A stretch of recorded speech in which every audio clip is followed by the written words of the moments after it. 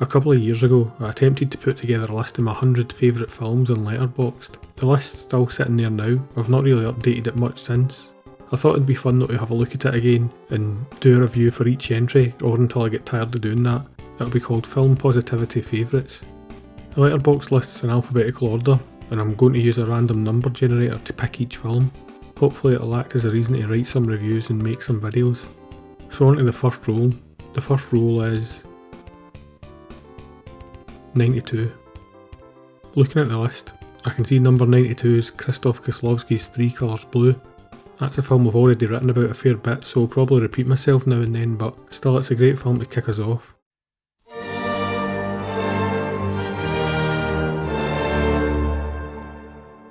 In 1993, Polish director Krzysztof Kieslowski released the first film in his Three Colours trilogy, Three Colours Blue.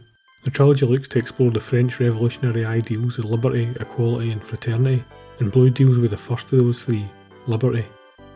As we'll come to see, it's a twisted kind of liberty, an emotional freedom and complete detachment from the past and from personal relationship.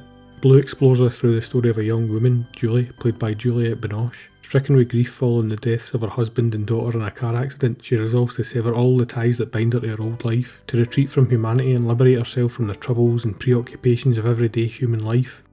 She leaves her family home for an apartment in the city, telling no one its location, and she destroys her late composer husband's final unfinished work, Song for the Unification of Europe. However, she finds that disconnecting completely from humanity is an impossibility, with ex-lovers and new neighbours finding their way into her life, and her isolation does little to assuage her grief in any case. Essentially, this film's like magic to me. It exposes Julie's innermost soul, makes the audience clearly feel and experience something that's usually profoundly intangible and internal, another person's grief. It's exquisitely crafted, tactile and incredibly artful. The film's incredibly rich in terms of the meaning and feeling that can be found in its use of colour, camera and music.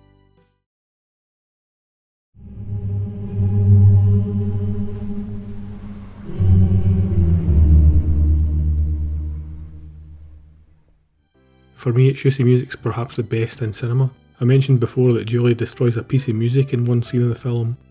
She retrieves the sheet music for her deceased husband's unfinished Song for the Unification of Europe and destroys it, the theme playing in her head as she throws it into the back of a garbage truck. As the sheet music's pulped, the music similarly becomes mangled and destroyed on the soundtrack itself.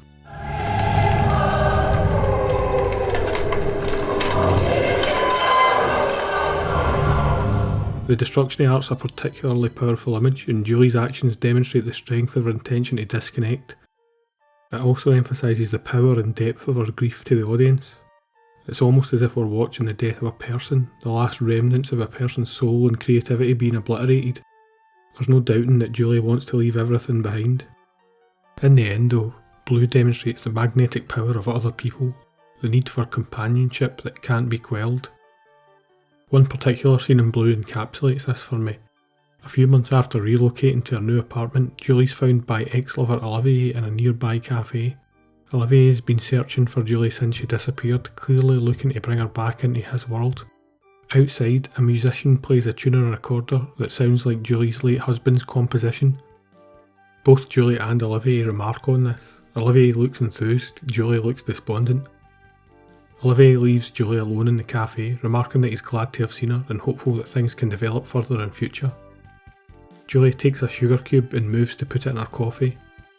There's a cut to a close-up as Julie holds the sugar cube just above the coffee, one of the corners barely touching the surface. The coffee eagerly absorbs into the sugar cube, and we quickly see it change from white to brown before Julie drops it in completely. The way the sugar cube absorbs the coffee so readily, with only the slightest proximity to the liquid necessary, seems like a perfect metaphor for the human need for companionship, to exist with others. We can put all of our efforts into denying others, into isolation, but others will always be drawn to us.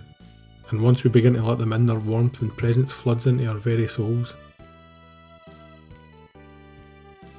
This scene also speaks to the perfectionism of Kieslowski, and how the film's been constructed very particularly. In preparing for this scene, he needed a sugar cube which would take exactly 6 seconds to absorb the coffee. Any more or any less and the image's impact would be diminished. So he had an assistant test a multitude of brands and sizes of sugar cube until the perfect one could be found and used in the film. Everything had to be just so, and I think this kind of precision really works in the film's favour. There's so much more I could go into with Blue: colour, camera, editing, touch and tactility, but I won't do any of that now. All I can do is urge you to watch it, to plug yourself into the empathy machine of cinema and spend some time in Julie's shoes. You won't regret it.